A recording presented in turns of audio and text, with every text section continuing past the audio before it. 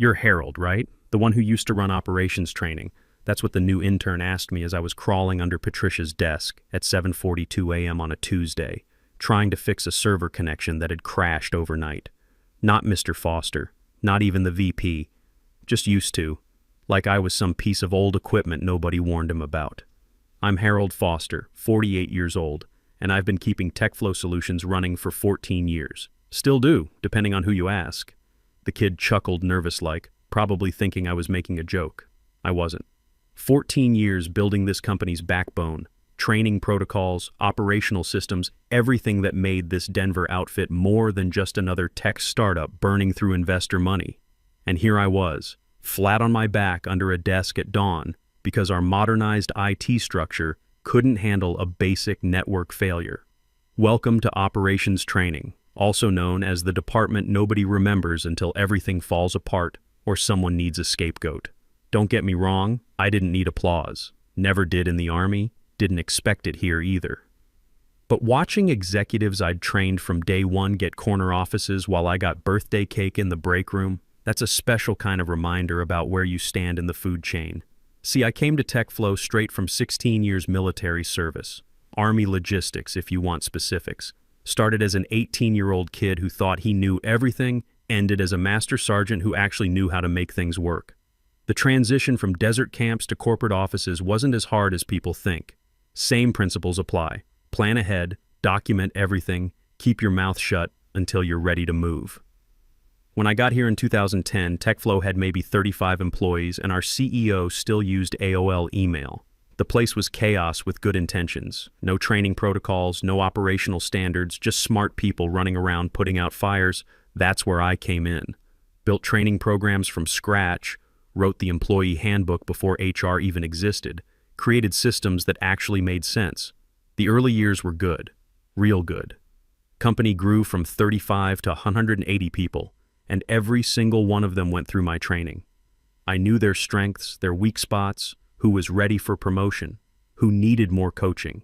The founders appreciated that. They offered me equity instead of cash bonuses, back when company shares seemed like monopoly money. Most other VPs laughed and took the cash. I kept those shares. Army taught me to think long-term, and something about owning a piece of what you build just made sense. The joke started around year 8. Harold's a lifer, king of the training kingdom. Don't mess with him, he's probably got dirt on everyone. I smiled through it all. Let them think I was the harmless office veteran who brought donuts and remembered everyone's anniversary dates. Let them forget I had access to every executive's performance reviews and knew exactly who was looking for other jobs. Let them overlook that equity clause I'd negotiated when they were desperate for anyone who could bring order to their chaos. By year 10, they stopped joking and just forgot I existed. Meetings went from let's loop in Harold to who owns training again, like I was office furniture. I watched 6 different managers cycle through above me, all fresh MBA energy, all obsessed with synergy and disruption and digital transformation, all temporary. I outlasted them like rust on a Colorado fence post. Year 12 was when I stopped waiting to be noticed and started preparing for war. Spent weekends learning corporate governance law. Hired a business strategist with my own money. Told my ex-wife it was a fishing retreat to avoid the inevitable questions about my midlife crisis. Took an executive leadership course so intensive I had to use vacation days. The real discovery came when I was reviewing my original contract. There it was, a clause granting me right of first refusal on any major operational changes, signed back when we had fewer than 50 employees. The current board had completely forgotten it existed. I never did. That's when I started building my insurance policy. Every training session I approved, every procedure I documented, every budget line I signed off on, it all became part of a bigger plan. Those vanity courses they like to joke about, corporate governance seminars, legal strategy workshops, leadership succession planning. I wasn't just teaching new hires how to use our software. I was preparing for the day someone would try to push me out. By year 14, I was what you'd call institutional memory. The guy who knew where all the bodies were buried, who remembered why we did things certain ways, who could fix problems that didn't even have names yet. I said nothing when the board brought in their golden boy CEO with his startup attitude and fancy cologne. said even less when they hired his protege, some 26-year-old MBA who thought experience was something you put on LinkedIn. But I documented everything. Every questionable decision, every budget cut, every time they mocked the old guard in meetings they thought I wasn't listening to. Because guys like me, we don't shout when trouble starts brewing. We just pull out the files we've been keeping, check our legal standing, and start planning the counteroffensive. The new CEO, Randall, arrived like a tornado of LinkedIn wisdom and expensive suits. The board practically gave him a parade before he'd even found his office. Disruptive leadership, they called it. Fresh energy for a new era. Translation: younger, louder, completely disconnected from the company he was supposed to understand. Then came Catherine Wells, and that's when my patience really got tested. Catherine Wells strutted into TechFlow on a Wednesday morning like she owned the place. All 26 years of her fresh Wharton MBA still warm in her designer briefcase, wearing a suit that probably cost more than most people's monthly rent. She had that kind of confidence you only get when daddy's writing the checks and failure isn't really an option. Her title, Chief Innovation Officer. Her mission, according to the company-wide email, Strategic Optimization of Legacy Operational Structures. Her favorite phrase, which I heard about 6 times in her first week, legacy overhead. I became fluent in Catherine speak pretty quickly after that. See, Catherine wasn't just any MBA hire. She was Randall Wells's daughter. Yeah, Wells. Same last name, same entitled attitude, same complete disconnect from how things actually worked around here. Randall had invested heavily in TechFlow about 18 months earlier, bought himself a board seat, then apparently decided his little princess needed a playground to practice her business school theories. 3 days after she arrived, Catherine called an all-hands culture realignment session. That's corporate speak for I'm about to mess with everything you've spent years building. She stood up there in the main conference room, clicking through slides full of buzzwords and acronyms, explaining how we were going to streamline our human capital development infrastructure. Operations training. My department, the thing I'd built from nothing, was getting rebranded as HPEX. Human Performance Excellence. Or some garbage like that. I watched my team's faces during that presentation. They looked like deer caught in headlights, glancing over at me every few minutes like they were waiting for me to stand up and tell this kid where she could stick her performance excellence. I didn't. Not yet. Army taught me to pick my battles, and this wasn't the hill to die on. Not when I was still gathering intelligence on the enemy, because that's what Catherine was, make no mistake. She wasn't some misguided kid trying to make her mark. She was systematic about dismantling everything I'd built, piece by piece. Started with my team. Within 2 weeks of her realignment, half my people got lateral opportunities in other departments. My senior trainer, guy I'd mentored for 5 years, suddenly found himself exploring cross-functional growth potential in supply chain management. The other half? They got new reporting structures.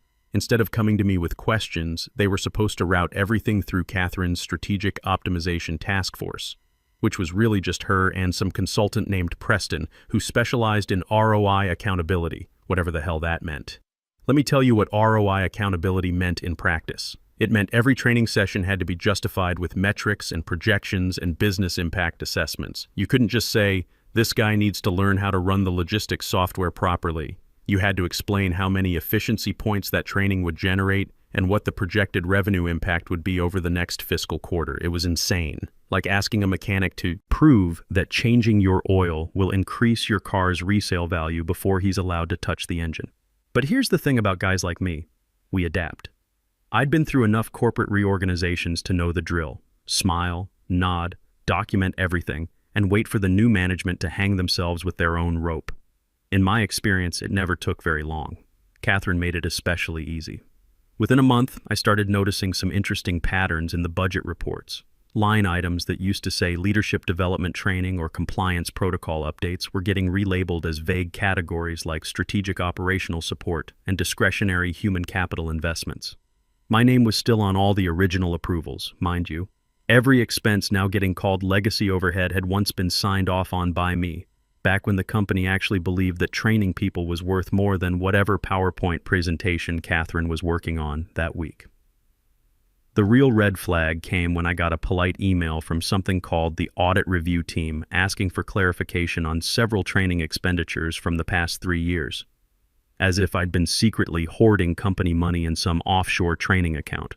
They wanted detailed justifications for every coaching session, every workshop, every conference attendance, complete with ROI calculations and measurable business impact data.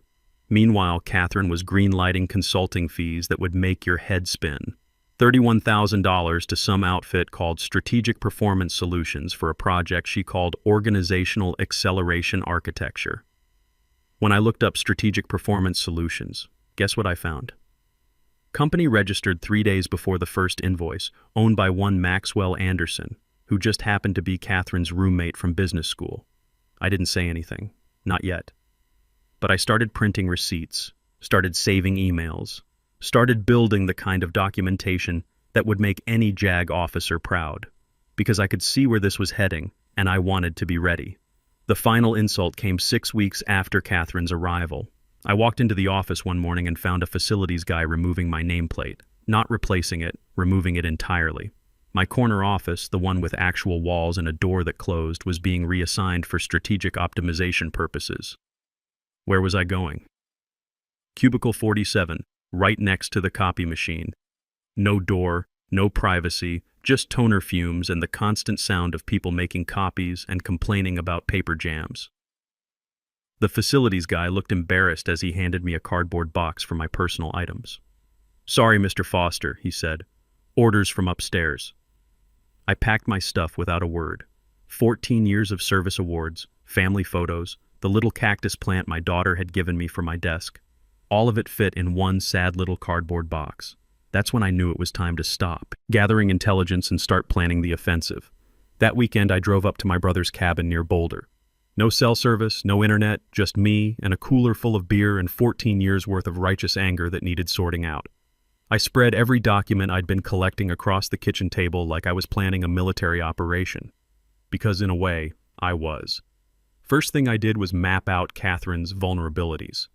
The girl was smart, I'll give her that. But she had that kind of book-smart arrogance that makes you sloppy.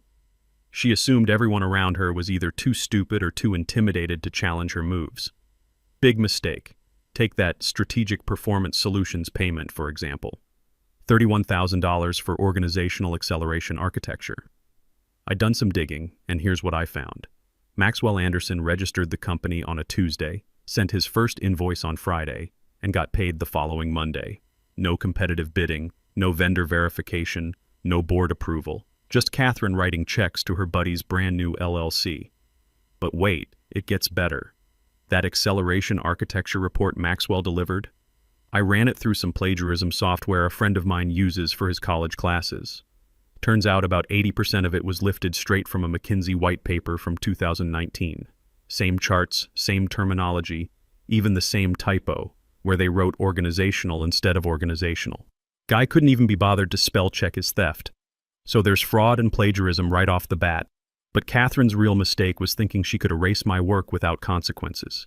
See, every training program I'd ever run, every procedure I'd documented, every system I'd built, it was all connected to actual business results. Real numbers, real outcomes, real value. When she started calling my work legacy overhead, she was basically arguing that training people was worthless. Try explaining that to the 47 employees who'd gotten promotions after completing my leadership development program. Or the 23 managers who'd successfully handled major client crises using protocols I'd taught them. I spent that whole weekend building what I called my evidence package. 3 folders full of documentation that would make any prosecutor weep with joy. Budget approvals with Catherine's signature authorizing questionable expenses. Email chains showing her dismissing safety training requirements. Performance metrics proving that departments I'd trained consistently outperformed those that hadn't. The really beautiful part was folder number 3, bylaws and governance documents. Remember that equity clause I mentioned? Turns out it was even stronger than I'd thought.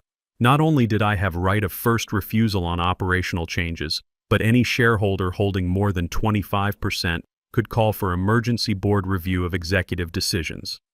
And with my 28.7% stake, plus the shares held by 2 former executives I'd mentored who now served as advisors, we had enough votes to make Catherine's life very interesting. Monday morning, I came back to work with a new attitude. Still sitting in that cube next to the copy machine, still getting treated like yesterday's news, But now I had a plan. Started reaching out to my network, casual-like. Coffee meetings with former colleagues, lunch invitations to current board members, friendly check-ins with people I'd trained over the years. What I found was exactly what I expected. Catherine was making enemies faster than she could count them. The sales team was furious about her streamlined client engagement protocols that basically required them to fill out 20 forms before talking to a customer. The engineering department was ready to revolt over her insistence that all technical training be gamified with points and badges like they were kindergartners. Even better, I discovered I wasn't the only one she was targeting. 2 other longtime employees had gotten similar treatment, marginalized, demoted, moved to crappy offices. Catherine was basically conducting a purge of anyone who'd been there longer than she'd been alive. That's when I reached out to Patricia, our general counsel. Patricia and I went way back. I'd helped train her assistant when she first arrived, and we'd worked together on policy updates more times than I could count. Smart woman, sharp as a tack, and absolutely no tolerance for corporate BS. "Harold," she said when I knocked on her door, "I was wondering when you'd come see me." "Things have been interesting lately," I said. "That's one word for it." She gestured to the chair across from her desk. "What can I do for you?" I laid out my evidence package piece by piece. The fraudulent consulting payments, the plagiarized reports, the systematic dismantling of training programs without board approval. Patricia's expression got more serious with each document. "How long have you been documenting this?" she asked. "Since day one. Army habit." She smiled at that. "Harold, I need to ask you something, and I want you to be completely honest. Do you have any ownership stake in this company?" 28.7%, I said.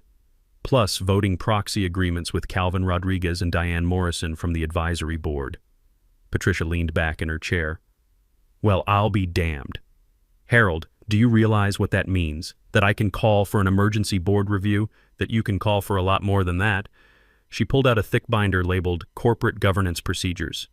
"Have you read Section 12C lately?" I hadn't, but I did that night, and what I found there made me smile for the first time in weeks. 2 days later, Catherine called me into her office. Not the conference room, her actual office, the one that used to be mine with my fake plant still sitting on the windowsill. "Harold," she said, not bothering to look up from her laptop, "we need to discuss your future here." "Do we now?" The board has been reviewing departmental performance metrics, and frankly, the return on investment for your training programs has been disappointing. I just nodded and waited for her to keep digging her own grave.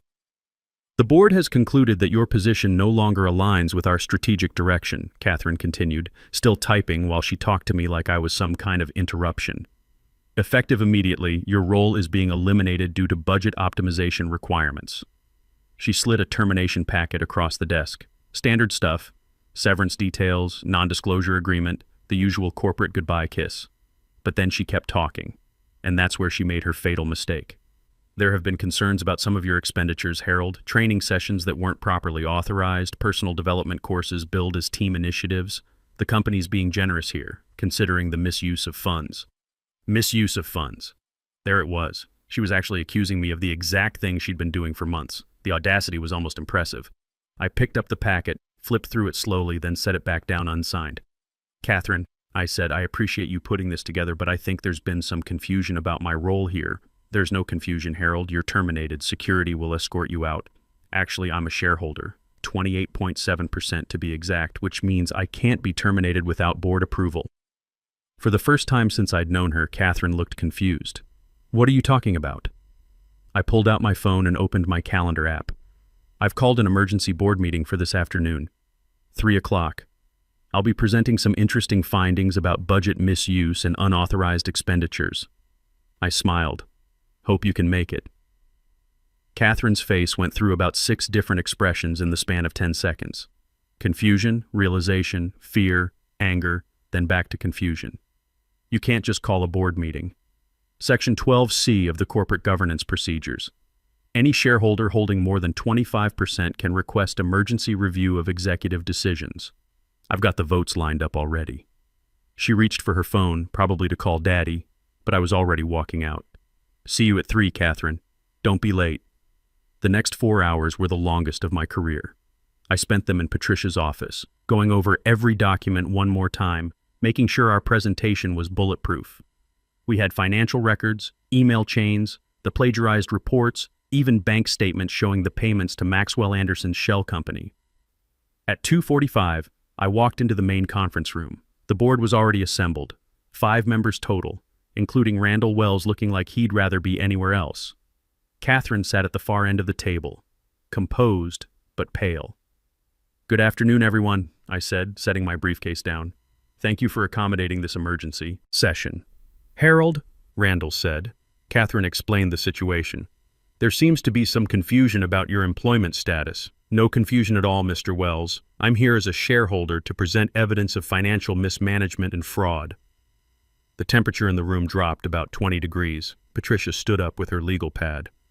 "If I may," she said, "we've documented several serious violations of corporate policy and fiduciary responsibility. For the next 30 minutes, we laid it all out. The Maxwell Anderson payments, the plagiarized reports, the systematic dismantling of profitable training programs without board authorization." Catherine's face got paler with each slide. The killer blow came when Patricia displayed the bank records showing Maxwell Anderson's company was registered to his college dormitory address and had never filed any business tax returns. "This isn't possible," Randall said, looking at his daughter. "Catherine, you assured me this consultant was properly vetted." Catherine finally found her voice. "This is clearly a setup. Harold's bitter about being let go, and he's manufacturing evidence to—" "Are you saying these bank records are falsified?" Patricia interrupted. "Because that would be a very serious accusation." No, I'm not saying that. Board member number 3, an older guy named Calvin who'd been with the company since the beginning, cleared his throat. "Catherine, did you personally approve a payment of $31,000 to Strategic Performance Solutions?" "Yes, but without board approval for an expenditure of that size, it fell under my discretionary spending authority." Calvin looked at Patricia. "What's the limit on discretionary spending for department heads?" $15,000 per fiscal year, Patricia said, "and that requires documentation of competitive bidding for any amount over $5,000. The room went quiet except for the sound of Randall Wells' heavy breathing. He looked like a man watching his retirement fund evaporate in real time. "Catherine," he said finally, "please explain how you authorized a $31,000 payment to a company owned by your college friend without proper approval or competitive bidding." "I was trying to move quickly on strategic opportunities. The company needed you to follow established procedures," Calvin interrupted. "Harold, what are you proposing?" I stood up slowly. "I'm proposing we accept Catherine's resignation and conduct a full financial audit of all expenditures since her arrival. I'm also proposing that the board consider interim leadership arrangements while we search for a new chief innovation officer." "And I suppose you think you should be that interim leader?" Randall said, but his heart wasn't in it anymore. "Actually, yes, I do." I opened my briefcase one more time and pulled out the original equity agreement from 14 years ago. "I've been with this company longer than anyone else in this room. I know every system, every process, every employee, and I've never paid my college roommate $31,000 for plagiarized reports." The vote was 4-1. Guess who the one was? By 5 p.m., Catherine Wells was no longer employed by TechFlow Solutions. By 6 p.m., I was sitting in my old office, my office again, with my nameplate back where it belonged. This time it read Interim Chief Executive Officer. The fake plant was still there on the windowsill, still alive, somehow, after all these months of neglect. Turns out some things are harder to kill than they look. Harold Foster, 48 years old, ex-Army logistics specialist, current CEO of TechFlow Solutions. Sometimes the old guard doesn't just survive. Sometimes we win.